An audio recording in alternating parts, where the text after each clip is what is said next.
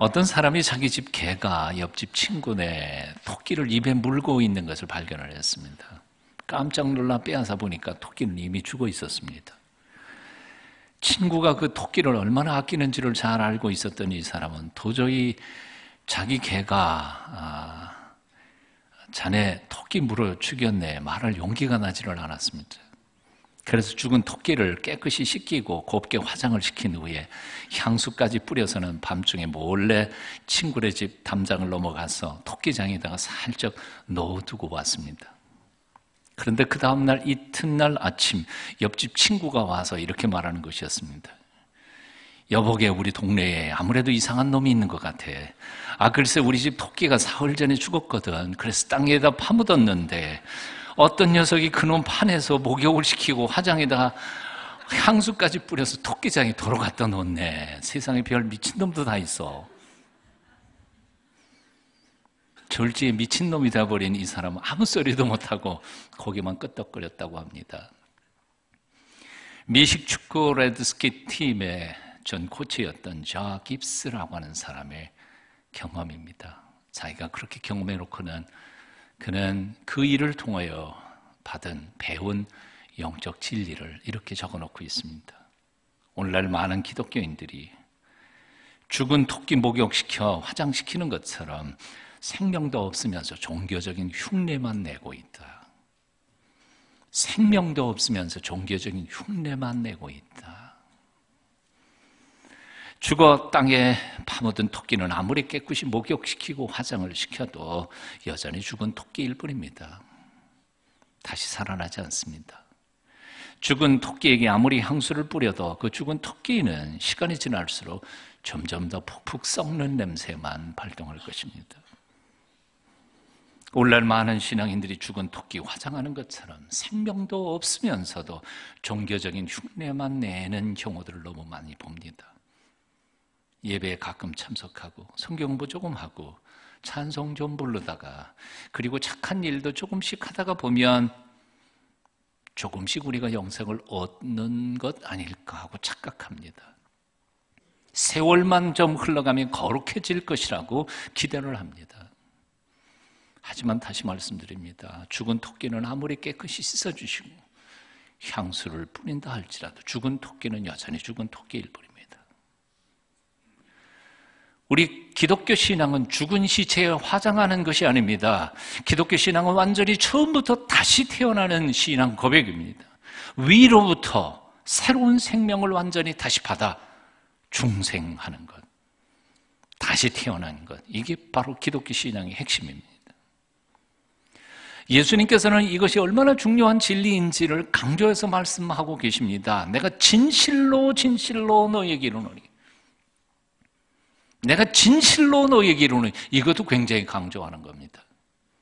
그런데 진실로 진실로 너희에게 이르노니, Truly truly I say to you, 헬라 원절에 보면 이렇게 됐어요. 아멘 아멘 레고 피민, 아멘 아멘, 반복해서 아멘 아멘 레고, 내가 너에게 말한다 피민. 3절입니다.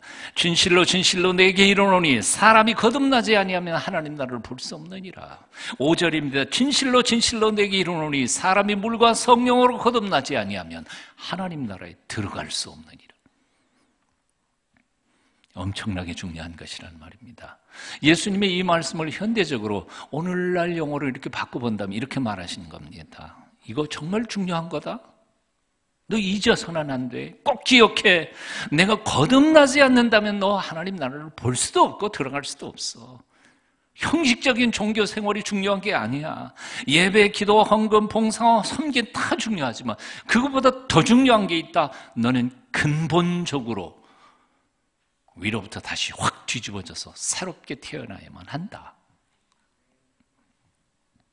이 중생의 교리는 정말로 중요합니다.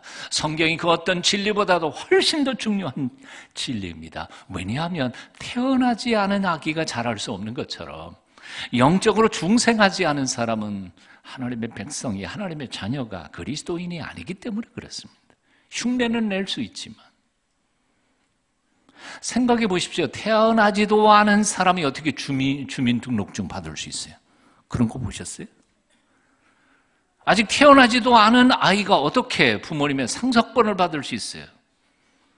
태어나지 않은 아기의 성장, 성숙에 대해서 말하는 게 다 헛거 아니에요. 출생 없이는 성장도 성숙도 없습니다. 우리는 2015년을 시작하면서 모든 면에서 새롭게 다시 시작하기를 결단하고 또한 노력하고 있습니다. 기도도 다시 시작하고 기본과 기초를 다시 돌아보면서 새롭게 다시 한번 출발해 보고자 합니다. 하지만 잊지 말아야 합니다. 태어나지도 않은 아이는 자랄 수 없다는 것을요. 죽은 토끼를 아무리 목욕시키고 화장할수록 향수를 뿌려도 죽은 토끼는 그냥 죽은 토끼일 뿐이라는 사실을. 성숙과 성장, 이것은 내가 하나님의 백성으로 태어난 이후의 이야기일 뿐입니다. 런던에 있는 수백 년 된 전통이 있는 교회에 테일러 스미스 감독이 설교를 하게 됐습니다. 교인들이 다 흥분해서 기다렸습니다. 감독님이 오시니까 자신들의 수준에 맞게 아주 우아하고 그리고 복된 말씀을 들을 수 있으리라 기대를 했습니다. 그런데 그날 아침의 설교 제목은 당신은 거듭나야 합니다. 본문은 오늘 우리와 똑같습니다. 예배를 마친 후에 몇 사람이 찾아와서 이렇게 항의를 했습니다. 감독님, 우리 교회는 그런 설교의 수준은 벌써 넘어섰습니다. 그런 말씀은 저 개척교회나 아직 신앙이 어린 사람들에게나 해주십시오. 우리 교회는 맞지 않는 설교 같습니다. 스미스 감독은 고개를 끄덕이면서 아, 그렇습니까? 잘 알겠습니다. 그리고 대답했습니다. 그리고 그날 저녁에 테일러 스미스 감독은 아침 본문하고 똑같은 본문을 꺼내놓고는 설교 제목은 이렇게 정했습니다. 내가 거듭나야 하겠다는 말을 기이히 여기지 말라.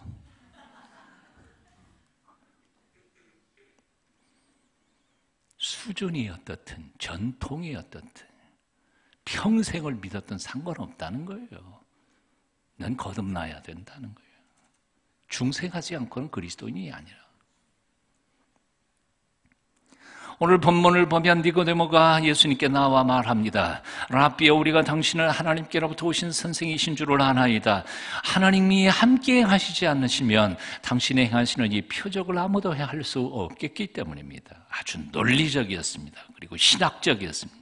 그리고 예절도 바르게 표현을 잘하고 있었습니다. 그런데 예수님께서는 그의 말에 이런 반구 대답도 안 하시고 단도직입적으로 찔러 말합니다. 너 거듭나야 구원받는다. 논리, 신학, 예의, 도덕, 성장, 성숙, 그건 그 다음 문제야. 그 다음 문제야. 니고데모는 당대 최고의 유대 지성인이었습니다. 남을 지도하고 가르치는 위치에 있던 유대인의 선생이었습니다. 1절 말씀처럼 자타가 인정했던 당대 최고의 경건한 엘리트 신앙인이었습니다. 게다가 막강한 정치적인 영향력을 가졌던 산헤드린 회원이었던 것 같습니다. 그런데 그를 향하여 예수님은 단도직입적으로 물으신 겁니다. 다른 말 할 것 없어. 너 거듭나야 돼. 이것은 마치 오늘날 이 시대로 말하면 총회장에게, 장로연합회 회장에게, 여전도회 회장, 남성교회 회장에게 너 거듭나야 된다 말하는 것과 똑같습니다. 한경직 목사님이 돌아가시기 얼마 전에 후배 목사님들이 가서 배웠더니 이렇게 말씀하시더라잖아요. 목사님들 예수 잘 믿으세요. 뭐라고요? 목사님들이 예수 잘 안 믿는다는 거예요. 못 믿는다는 거예요. 목사님들 예수 잘 믿으세요. 목회 잘하는 말이 아니에요. 먼저 네가 참된 신앙인이 되라는 거지.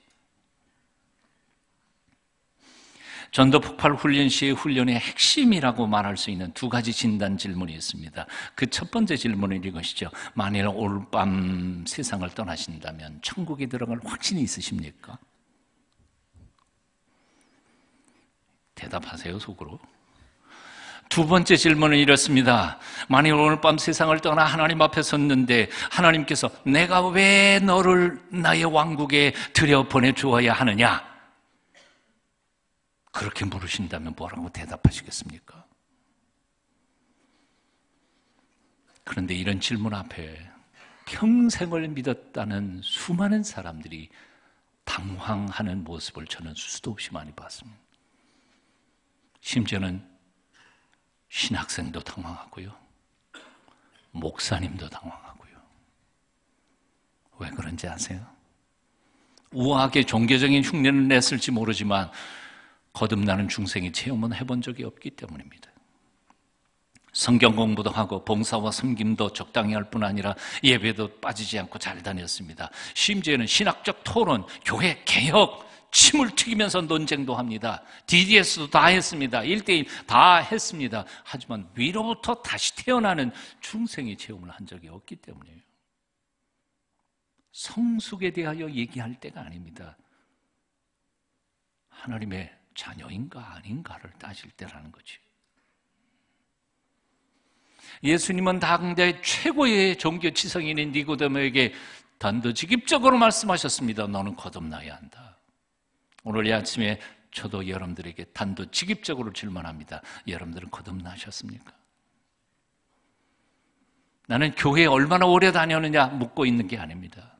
여러분의 직분이 무엇이냐 묻고 있는 게 아닙니다. 거듭났느냐? 정말 하나님을 정통으로 만나고 그분으로 인하여 하나님의 아들이 되고 딸이 됐느냐고 묻는 것입니다. 오늘 아침 나는 여러분들이 이 문제에 대하여 분명한 대답을 할 수 있게 되기를 축원합니다. 오늘 아침이 안 되면 이 한 주간이라도 고민하며 밤을 피우며 하나님 앞에 무릎을 꿇고 하나님 저 정말 거듭났나요? 하나님이 나를 구원하셨습니까? 나는 하나님의 아들인 게 맞습니까? 하나님의 딸이 맞습니까? 한번 질문하면서 확신 가운데 다시 신앙생활을 시작했으면 좋겠습니다. 당대 최고의 종교 엘리트였던 니고데모도 거듭나야만 했습니다. 외형적으로는 나무랄 데 하나도 없는 훌륭한 신앙인이었고 유대 사회의 훌륭한 지도자였습니다. 보통 그 정도의 위치에 오르면 자만심에 빠졌어 진리를 찾고자 하는 열정 다 식어버릴 텐데에도 이 사람은 나이가 그렇게 많은데에도 위치가 그런데에도 밤중에 30대 초반에 저 나사렛 촌청년 하나에게 찾아와서 진리를 물을 만큼 진실한 구도자였습니다. 대단한 사람이었던 거지요. 그럼에도 불구하고 그에게 한 가지 약점이 있었음을 발견하게 됩니다. 니고데모가 예수님께 말씀드린 그 첫 번째 2절 말씀, 랍비여 우리가 당신은 하나님께로부터 오신 선생인 줄 아나이다. 하나님이 함께 하시지 아니하시면 당신이 행하시는 이 표적을 아무라도 행할 수 없음이니이다. 니고데모가 예수님을 찾아온 이유가 무엇입니까? 표적입니다. 표적에는 무엇입니까? 눈에 보이는 기이한 일입니다. 눈에 보이는 신기하고 이상한 일입니다. 즉 니고데모의 관심은 바로 눈에 보이는 표적에 있었습니다. 요한복음 2장 23절 말씀 보니까 6월절에 예수께서 예루살렘에 계시니 많은 사람이 그 행하시는 표적을 보고 그 이름을 믿었으나 군중들은 표적을 보면 믿습니다. 하지만 표적이 흐려지면 믿음을 잃어버립니다. 다시 말하면 끊임없이 신기한 것, 기이한 것들을 찾아다니며 정작 보이지 않는 참된 진리에 대하여는 믿음을 가지지 않습니다. 이것이 군중의 속성입니다. 니고데모도 그 중에 한 사람이었다는 것입니다. 니고데모가 예수님을 찾아온 이유는 눈에 보이는 표적 때문이었습니다. 눈에 보이지 않는 천국, 인간의 이성으로 이해 안 되는 영생과 생명, 이런 것들은 이해할 수가 없었습니다. 왜? 이유는 간단합니다. 니고데모는 엘리트 신앙의 지도자였지만 여전히 육에 속한 중생하지 못한 그리스도인이었기 때문이었습니다. 동양의 지혜서라고 하는 책은 다음에 첫 페이지에는 이런 문장이 등장합니다. 다리는 관물외지물하고 사신후지신이니라. 달인, 통달한 사람, 도통한 사람은 누구냐 하면 관물외지물, 물체 밖에 있는 물체를 볼 수 있는 사람, 눈에 보이는 물건을 뚫어서 다른 물건을 볼 수 있는 사람. 사신후지신, 신, 사람 몸 후의 몸, 지금 몸이 아니라 이 몸 다음의 몸을 생각할 줄 아는 사람이 달인이다. 눈에 보이는 물체만을 보는 사람은 보통 사람입니다. 하지만 눈에 보이는 물건을 뛰어넘어서 보이지 않는 물건을 바라볼 수 있는 사람이 바로 도통한 사람입니다. 지금 이 눈에 보이는 몸만 생각하는 사람은 보통 사람입니다. 하지만 이 눈에 보이는 이 몸을 뛰어넘어서 다음의 몸을 생각하는 사람은 바로 도통한 사람입니다. 대단한 통찰력이라는 생각이 듭니다. 그저 눈에 보이는 것만을 믿는다면 아직도 거듭나지 못한 것입니다. 그저 눈에 보이는 것만을 추구하고 있다면 아직도 세상에 속한 사람입니다. 왜냐하면 거듭나지 못한 사람은 보이지 않는 영적 세계, 보이지 않는 하나님 나라, 영생을 볼 수 없기 때문입니다. 차원이 다른 것이니까요. 거듭난 사람, 중생한 사람만이 천국의 일을 알 수 있습니다. 계란에도 두 종류의 계란이 있지 않아요. 하나는 유정란, 하나는 무정란입니다. 유정란은 숱하게 생명이 씨를 받은 알이고 무정란은 그게 없는 알이죠. 유정란은 생명이 씨를 받은 그 알은 20하루를 품으면 예쁜 병아리가 그 속에서 나옵니다. 하지만 무정란은 20하루를 품으면 푹푹 썩어서 나옵니다. 껍데기는 똑같아요. 기독교는 단순한 윤리 도덕적 종교가 아닙니다. 생명의 종교입니다. 거듭난의 신앙 고백입니다. 이 세상에 부모님의 몸을 빌어서 이 육체의 생명을 얻고 한 번 태어난 것처럼 이제 하늘로부터 내리시는 하나님의 생명을 받아 두 번째 태어난 사람들이 시작하는 삶이 바로 기독교의 신앙의 삶이라는 것이지. 나는 여러분들이 이런 놀라운 체험을 할 수 있게 되기를 축원합니다. 거룩하신 성령께서 이런 은총을 여러분들에게 베풀어 주시기를 기도합니다. 어떻게 할 수 있을까요? 성경에 가르치신 두 원리가 있습니다. 첫 번째는 하늘로부터 생명의 씨앗을 받아야 한다는 거예요. 그렇잖아요. 수박을 어떻게 생산해요? 참외를 어떻게 거두어요? 간단합니다. 씨부터 뿌려야지요. 씨 뿌리지 않고 우리는 열매를 거둘 수 없습니다. 어드버기라고 하는 사람 혹은 레어 모리스라고 하는 사람들은 이 오늘 본문 물과 성령으로 거듭나야 한다는 이 말씀을 해석할 때 물은 남성의 정액의 완곡한 표현으로 육신적인 생명의 씨앗을 가리키는 것이다. 성령은 영적 생명의 시작을 가리키는 것이다 고 설명했습니다. 그래서 그들은 이렇게 용어를 합니다. 육적 생명의 시작인 물을 man's seed, 남자의 씨, 영적인 생명의 시작인 성령을 spiritual seed, 영적인 씨앗이라 표현했습니다. 뒤집어 말하면 우리가 정말 거듭나기를 원한다면 영적인 생명의 시작인 씨앗인 성령님을 우리 속에 모셔드려야 된다는 거예요. 그분이 오셔서 영생의 씨를 뿌리실 때 비로소 우리는 거듭날 수 있다는 거죠. 본문에서 예수께서 거듭나지 않으면이라고 말씀하실 때 그 거듭난다는 말은 헬라어에서는 두 가지의 의미를 가지고 있습니다. 첫 번째는 두 번째 태어난다는 뜻이고요. 두 번째는 위로부터 아래로 태어난다는 뜻이기도 합니다. 두 의미가 다 들어가 있어요. 즉 중생이란 하나님께서 성령을 위로부터 우리에게 부어주실 때에 이루어지는 거룩한 사건이 중생이라는 것이죠. 마치 오순절 다락방에 있었던 것과 똑같은 사건이 우리 속에 이루어져야 된다는 겁니다. 에스겔서 36장 26절은 이렇게 말씀합니다. 또 새 영을 너희 속에 두고 새 마음을 너희에게 주되 너희 육신에서 굳은 마음을 제하여 버리고 부드러운 마음을 줄 것이며 오순절 마가 다락방에서 일어났던 성령 강림의 역사가 여러분 심령 한복판에서 온전히 이루어지시기를 축원합니다. 하나님께서 새 영을 여러분 속에 부어주시고 새 마음을 부어주시고 육신에서 굳은 마음을 제어버리시고 부드러운 마음을 주시기를 축원합니다. 그런데 이 사건은요, 가만히 있으면 저절로 이루어지는 일이 아닙니다. 아시는 것처럼 사도행전 1장 2장에서 나온 것처럼 하나님이 약속하신 그 약속을 붙잡고 120문도가 마가 다락방에서 기도에 전혀 힘썼던 것처럼 기도 위에는 다른 것, 집중적으로 하나님께서 보내주실 성령을 갈망하는 마음속에 성령께서는 역사하신다는 거죠. 2015년 이제 한 달 지나갔습니다. 성령님이 내 안에 들어오셔서 나도 하나님께서 변화시켜 주시는 그 중생의 놀라우신 은혜와 체험을 받기를 갈망하며 기도의 무릎을 꿇지 않으시겠습니까?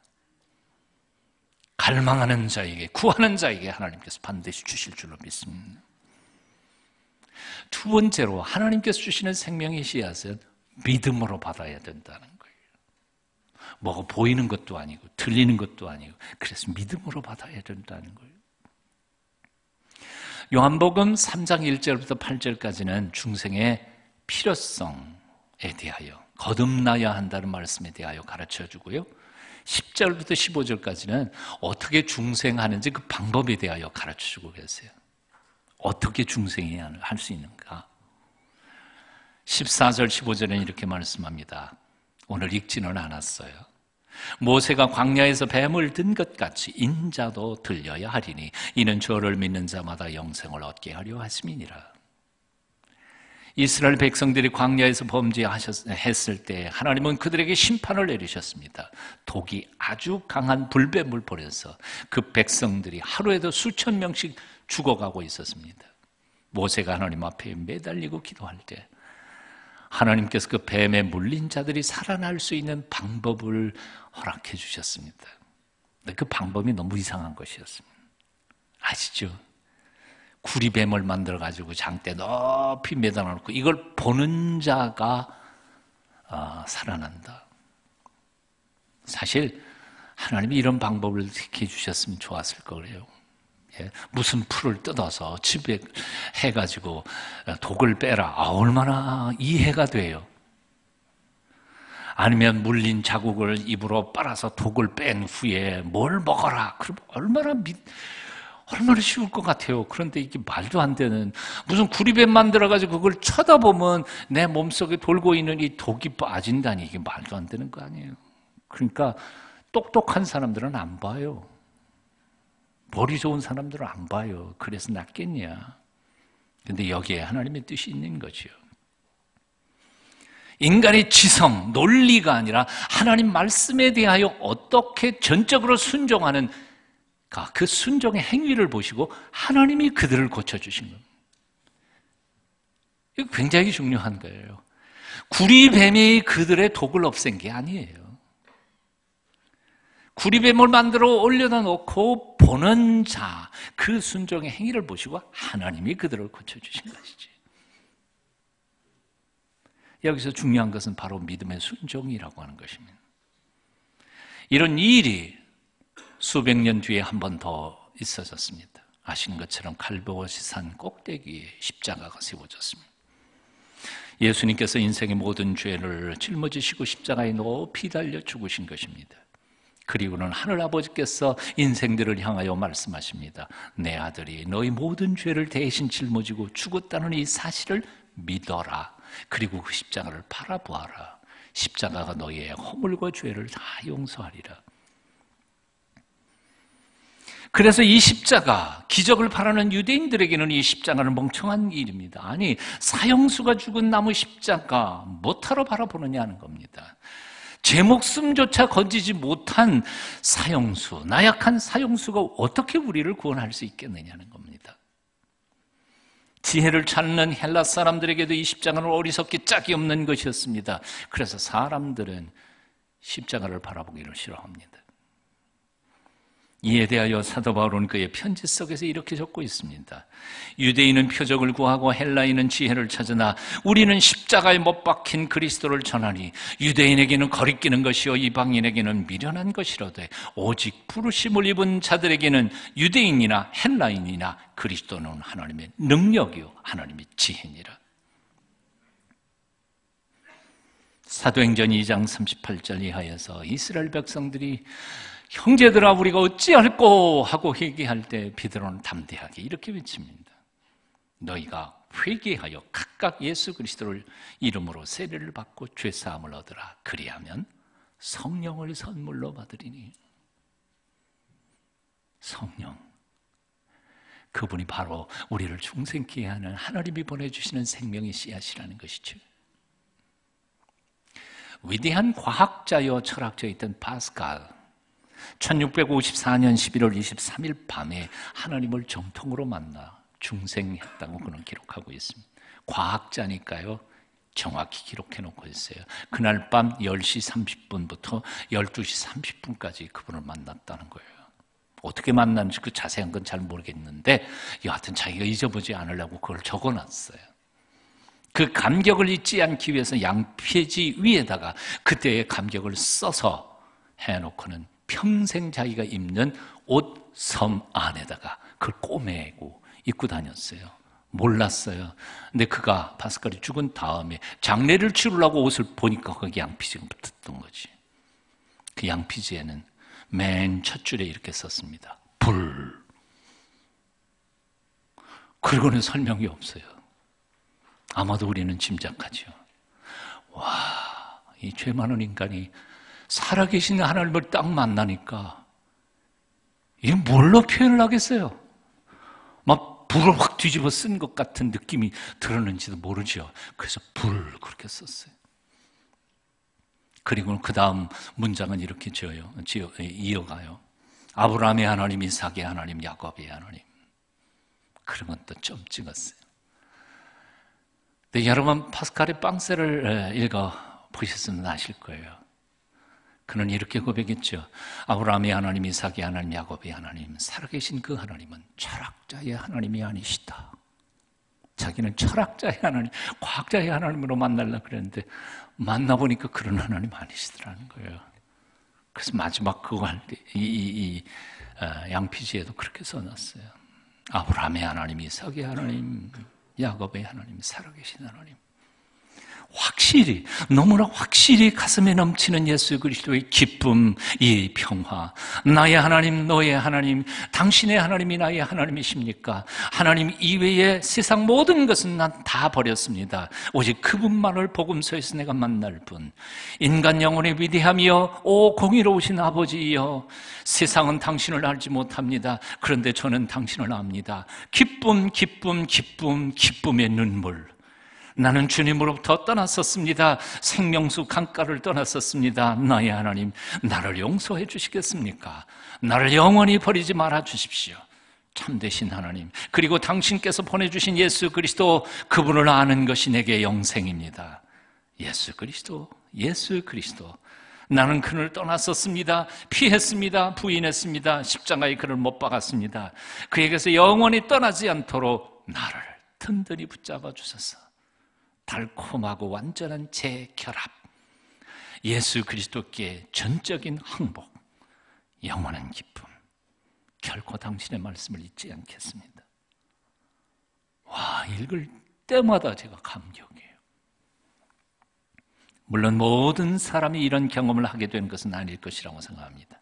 사람의 얼굴이 다 다르듯이 하나님을 만나는 영적 체험도 다 다양할 것이라고 생각합니다. 하지만 분명한 것은 어떤 형태이든지 간에 우리는 하나님을 만나야 한다는 사실입니다. 만나야 한다는 사실입니다. 어떤 형태든지 하나님을 만나 이 신비로운 만남을 통해 중생하는 감격이 여러분에게 함께 있기를 축원합니다. 기도하겠습니다. 살아계신 주님, 사모하는 우리의 마음속에 들어오셔서 우리를 하나님의 온전한 자녀로 인쳐 주시옵소서. 지난날 나름대로 열심히 민도라 했지만 근본적으로 변화되지 못하고 변죽만 올렸던 우리의 신앙을 청산하게 하시고 하늘로부터 내리시는 성령의 은혜로 거듭나는 축복을 받아 누리게 하여 주시옵소서. 예수님 이름으로 기도합니다. 아멘.